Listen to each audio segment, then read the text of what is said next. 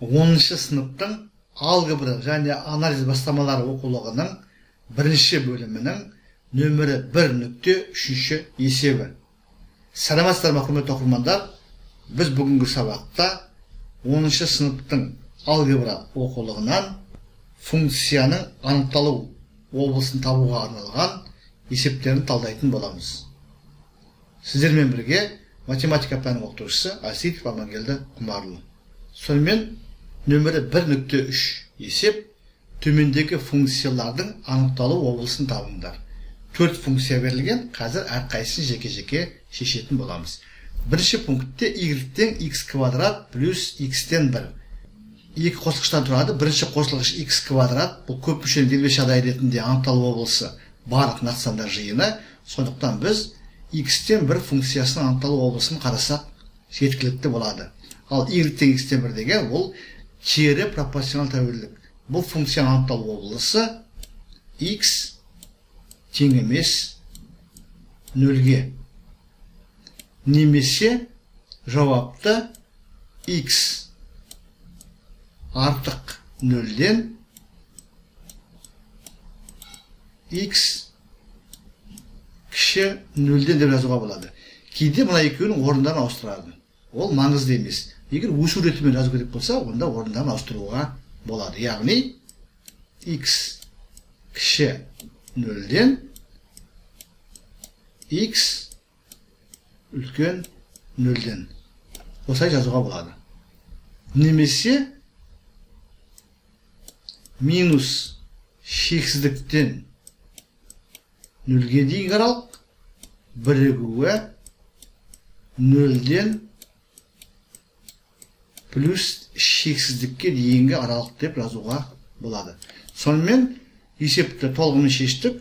Жауабын мына 3 түрдің біреуінде жазуға болады. X тең емес 0-ге, x кіші 0-ден x артық 0-ден және x тиісті минус шексіздіктен 0-ге дейінгі аралық бірігуі 0-ден плюс шексіздікке дейінгі аралық.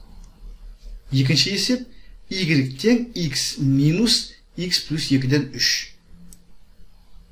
X көп мүшелі дербес жағдай ретінде бұның анықталу облысы барлық нақсандар жиыны. Сондықтан мына өрнекке қарап, осы өрнектің анықталу облысын табуымыз керек. Немесе осы функцияның анықталу облысын табуымыз керек. Бұл жерде 0-ге бөлуге болмайды деген ережені қолданамыз. Яғни бұл да кері пропорционал тәуелділіктің функциясынан шыққан. Плюс 2 деген сөз, бір бөлінген x-тің графигін 2 бірлікке солға жылжытамыз деген сөз. Сондықтан 0-ге бөлуге болмайды деген ережені қолданамыз. Бұдан x плюс 2 тең емес 0 деген шығады. Бұдан x тең емес минус 2-ге деген жауап аламыз.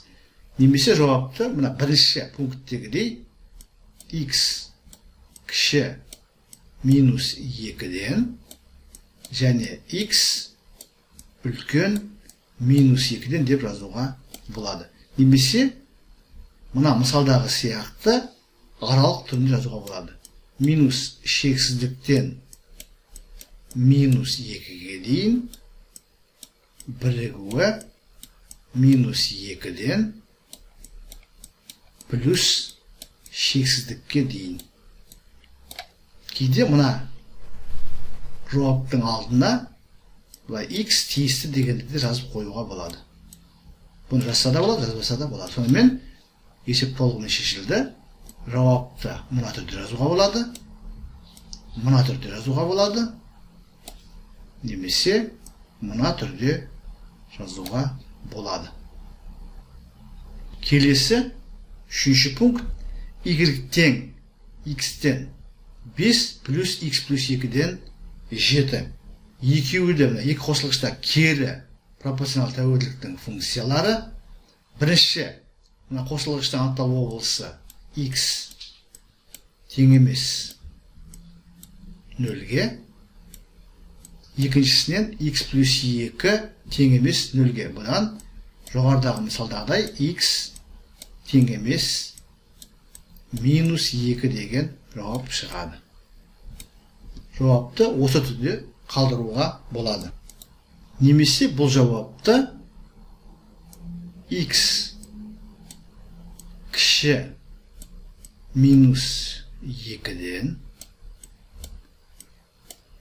x артық минус 2-ден бірақ кіші 0-ден және x артық 0-ден деп жазуға болады. Немесе аралықтарға салып x тиісті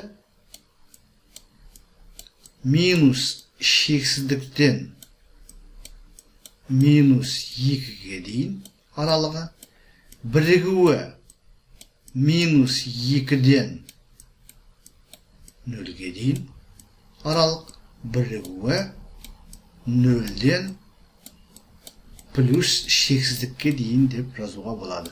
Сонымен бұл пункттегі есепті де толығымен талдадық.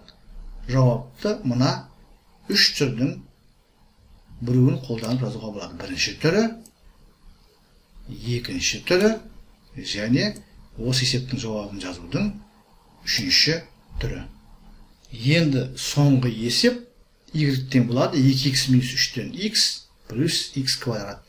Екі қосылғыштан тұрады, немесе берілген функция екі функцияның қосындысы түрінде жазылған. Біз әрбір қосылғыш функцияның талабын тауып, екеуінің қиылысуын алсақ жеткілікті. X квадрат деген функция көпмүшел делбеш жағдай ретінде оның анықталуы болса барлық сандар жиыны, сондықтан бізге мына бірінші функцияның, яғни бірінші қосылғыштың анықталу облысын тапса жеткілікті. Ал мұнда x тұр, оның анықталуы болса барлық сандар жиыны, мәселе мына бөлімінде болып тұр. Бөлімі нөлге тең болмау керек. Бұдан 2x минус 3 тең емес 0-ге. Бұдан x тең емес, қараңыздар, 3-ті оң жаққа шығарып 2-ге бөлеміз. X тең емес 2-ден 3-ге, немесе 3 бөлінген 2-ге. Бұдан x тең емес 1,5-ге деген жауап аламыз. Немесе бұл жауапты x кіші 1,5-тен және x үлкен артық 1,5-тен деп жаза аламыз. Немесе аралықтар түрінде x тиісті минус шексіздіктен 1,5-ге дейінгі аралық, бірігуі 1,5-тен плюс шексіздікке дейінгі аралық деп жаза аламыз. Сонымен төртінші пункттегі есепті толығымен талдадық. Жауапты мына түрде жаза аламыз, мына түрде жаза аламыз, немесе мына түрде жаза аламыз. Сонымен құрметті оқырмандар, біз бүгінгі сабақта 10-шы сыныптың алгебра оқулығының нөмірі 1.3 есебін толығымен талдадық. Бұл есеп функцияны анықталу облысын табуға арналған екен. Функция анықталу облысы дегеніміз тәуелсіз айнымалы x-тің қабылдай алатын барлық мәндері. Тәуелсіз айнымалы x-тің қабылдай алатын барлық мәндерінің жиыны. Немесе x-тің қандай мәндерінде берілген функцияның мағынасы бар деген сөз. Біз бұл жерде көп мүшенің анықталу облысы барлық нақты сандар жиыны екендігін қолдандық. Және бөлшек рационал функцияның, яғни бөлшектің бөлімі 0-ге тең болмау керектігін пайдаландық. Осы екі ережені қолданып, біз берілген есептегі 4 пункттің 4-еуін толығымен талдадық.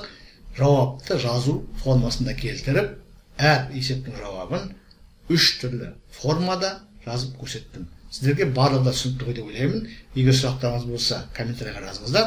Әдеттегідей әрбір сұраққа ұсыныс пікір ескертуге, уақытымен және нақты жауап беруге тырысатын боламын. Зейін қойып тыңдағандарыңыз үшін көп рахмет. Келесі кездескенше.